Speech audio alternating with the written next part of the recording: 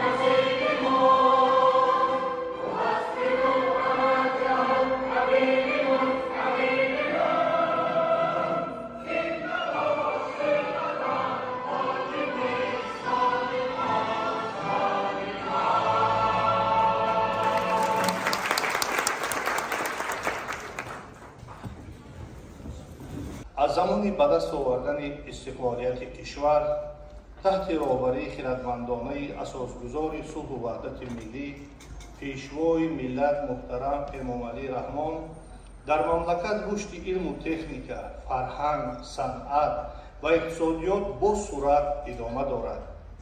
در دوام صاحب استقلالی کشور ما توانستیم با دستور و هدایت‌های پیشوای ملت محترم امامعلی رحمان امکانیت‌های زیاد اجتماعی، اقتصادی، فرهنگی و سیاسی را انکشاف دهیم و دستاوردهای مهم منفعت‌های ملی داشته‌مان را صاحب گردیم. در دوام سال‌های صاحب استقلالی کشور سیاست درهای گشاد در کشور ما اعلام کرده شد و رابطه‌های گوناگون بین دولتی به میان آمد و این برای پیشرفت و ترقیات کشور عزیزمان تاجیکستان بسا مساعدت نمود. در سیاست پیشوای ملت محترم امامعلی رحمان منفعت ملی در مد اول قرار دارد. پیش از همه استواری فرهنگی چندین عصره ملت تاجیک، زبان، تاریخ، سنت‌های مردمی و دیگر جنبه‌های مهم اجتماعی که خاص ملت تاجیک میباشند همچون مسئله اساسی و محوری در سیاست پیشگرفته رهبر مملکت جایگاهی مخصوص دارند. خصوصا مسئله رشد زبان دولتی که محک اساسی در ترقیات علم و فرهنگ، اقتصادیات و تاریخ ملی به حساب می رود. بنابراین در نزد حکومت کشور مسئله اساسی رشد زبان دولتی گذاشته شده است که برای تشکل ذهنی مردم کشور خیلی مساعدت می نماید. مسئله رشد زبان دولتی از آغاز به دست آوردن استقلالیت کشور در مد نظر پیشوای معظم ملت قرار دارد. در اکثر برآمدها و سخنرانی‌های رهبر دولت مسئله رشد زبان دولتی صدا داده تا به این روز کارهای زیادی در این سمت از جانب دولت و حکومت انجام داده شدند. یکی از دستاوردهای اساسی مردم تاجیک در دوران صاحب استقلالی مقام دولتی گرفتن زبان تاجیکی می باشد. چنانه که رهبر دولت در برآمدهایشان خیر نمودند، زبان یکی از رکنهای اساسی دولتداری بوده. زبان و دولت پشتیبان همدیگرند. همین است که پیشوای ملت محترم امام علی رحمان همیشه در برآمدهایشان چی در داخل و چی در خارج کشور به زبان ناب تاجیکی سخن میکنند. چنانه که ما شاهد هستیم، پرزیدنت کشور چندین مراتبه در جلسه های سازمان ملل متحد با زبان تاجیکی سخنرانی نموده تمام جهانیان را با فرهنگ و زبان تاجیکی شناس نمودند و نگاه آنها را نسبت به فرهنگ و زبان تاجیکی روشن‌تر گردانیدند. ما را می‌سزد که پیرو پیشوای ملتمان باشیم و برای رشد زبان، فرهنگ و عموما رشد و ترقیات کشورمان سهمگزار باشیم. البته خدمت‌های پرزیدنت مملکت محترم امام علی رحمان در رشد فرهنگ و زبان تاجیکی بی‌نظیرند. در خطار آن همه خدمت‌هایی که در سمت فرهنگ و زبان از جانب دولت و حکومت تحت رهبری سرور دولت انجام داده شدند، همچنین اثر پیشوای ملت با نام زبان ملت، هستی ملت به نشر رسید که تاریخ زبان تاجیکی و مقام و منزلت آن را در مسیر تاریخ نشان می‌دهد. اثر مذکور از جمله آن اثرهای به شمار می‌رود که تاریخ فرهنگ و زبان ملی تاجیکی را در طول تاریخ می‌آموزاند. این اثر از جمله آن اثرهای به حساب می‌رود که هر فرد تاجیک به خواندن و از خود کردن معلومات آورده شده کتاب مذکور یک جهان معنی می‌گیرد.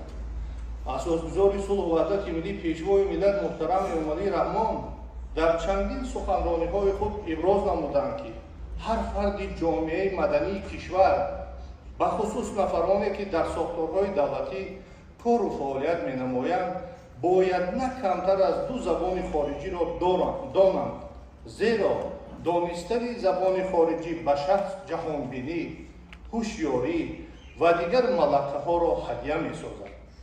همین است که امروز در جمهوری تاجیکستان آموزش زبان‌های خارجی اهمیتناک دانسته می‌شود.